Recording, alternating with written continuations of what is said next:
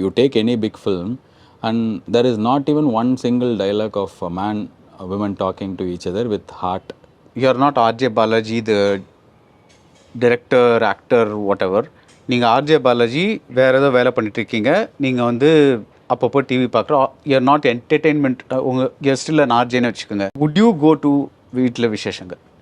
I am asking not about this film, but I am asking about your movie வாட்சிங் habit. How has it changed?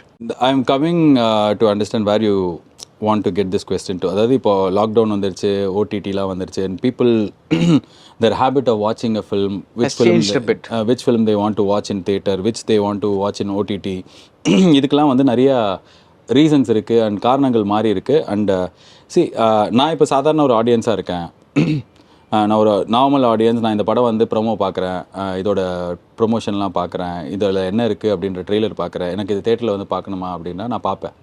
ஏன் பார்ப்பேன்னா, I kind of feel people are actually tired of வாட்சிங் too much bloodshed on screen with zero emotion.